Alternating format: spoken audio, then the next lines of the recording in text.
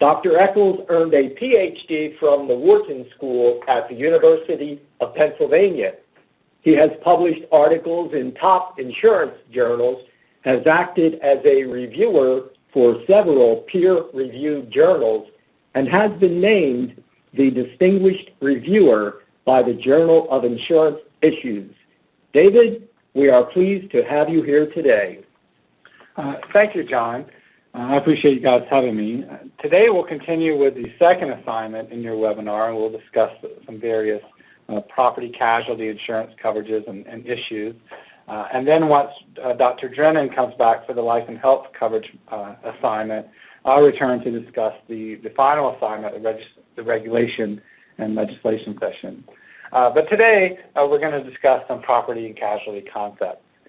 In particular, we're going to cover two specific personal lines insurance policies, that is the homeowners and personal auto policy, two sort of unique property casualty markets, the surplus lines and reinsurance markets.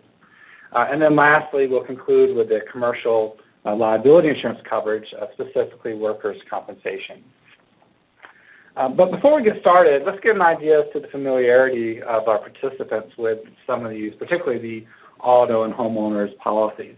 How many of our participants have actually read your homeowners and or auto policies?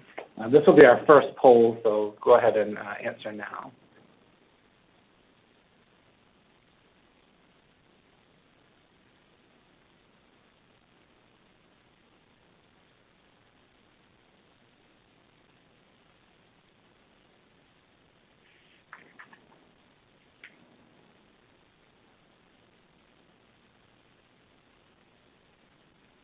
All right, well, it looks like at least some of you have some familiarity in terms of having read the policy. So to the extent that some of this is, excuse me, oh, I missed that slide there, I'm sorry. To the extent that some of this is review, please bear with us. For the rest of you, hopefully this will be a nice overview in terms of what the policy covers. And before we get fully into the material, I would like to say that these polling questions and the other questions that we'll ask during this seminar are meant to be interactive, and we'd like to have this be as interactive as possible. So if there are any questions, please do use that Q&A component so that we can see some of the questions you might have. Well, the reason we start with the homeowners policy is that for most individuals, the primary exposure to property casualty risks stems from owning a home and or operating their vehicle. And in fact, the homeowner's policy and the personal auto policy are designed to provide rather comprehensive coverage for both the property and liability exposures associated with home ownership and auto ownership. So let's first take a look at the case of a home.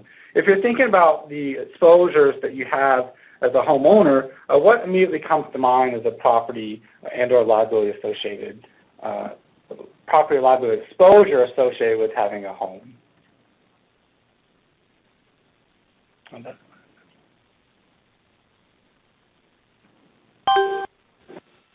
there we go. Okay, that's all right. Well, two obvious property exposures when we think about a homeowner's being a homeowner are the structures that exist on the land themselves, as well as the personal property that we have inside the home. A third rather obvious exposure is the liability associated with owning a home, that is a roofer falling off the roof or perhaps a visitor slipping and falling inside your home. And indeed, the standard homeowners policy covers all of these and more. Before we talk about the homeowners policy and the auto policy, I'd like to just briefly mention that virtually every insurance company has their own version of a homeowners or auto policy. And to that end, it would be virtually impossible for us to discuss every little nuance and every specific coverage that every insurer provides. So what we're going to do instead is talk about sort of a generic form. These are forms that are printed by the Insurance Services Office. This is a sort of an organization that provides generic forms, generic rating advice to insurers. And most of the forms that are used by insurers are based off these generic forms. So if you go home and you find that your nationwide premier policy or whatever you might have is slightly different than what we'll talk about here, that's the reasoning.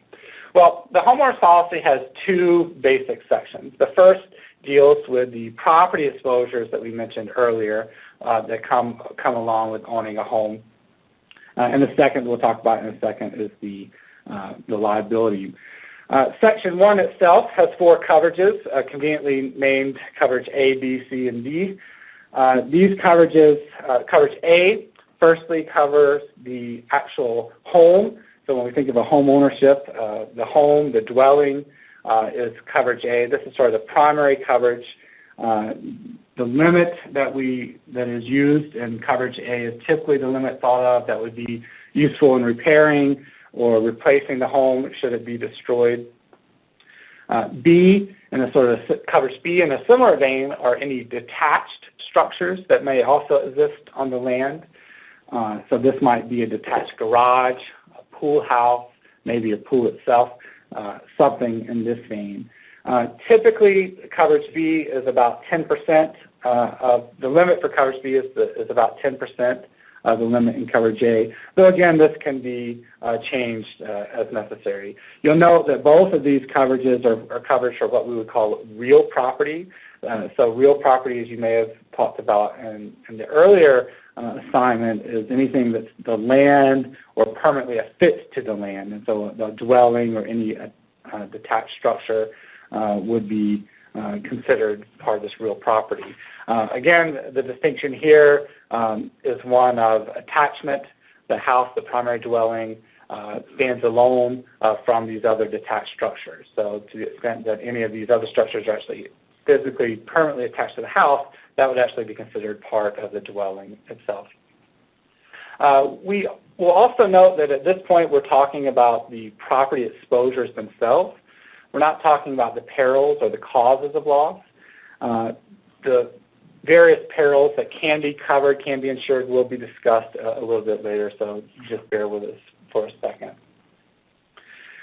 Section 1 continues with additional property coverage. Coverage C is the personal property coverage. The distinction between personal and real property, I like to tell my classes, if you turned your house upside down and shook it, then anything that fell out would be considered personal property. So these are clothes, your TVs, your furniture, these sorts of things. And indeed, the homeowner's policy will cover that personal property as well. This is coverage C, and the limit here is typically about 50% of the coverage A limit. One thing that's slightly unique regarding the personal property coverage is that it's not limited to the property that's physically located at your home or on the premises. So indeed, the coverage will provide coverage for that personal property, usually worldwide. So if your property is stolen overseas or while you're on vacation, oftentimes that property is still going to be covered by your homeowner's policy.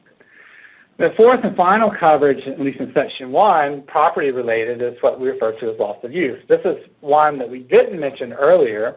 Up to now, what we've really been talking about are what we would refer to as a direct loss. That is, we lose our house or we lose the property, we lose the value of that property.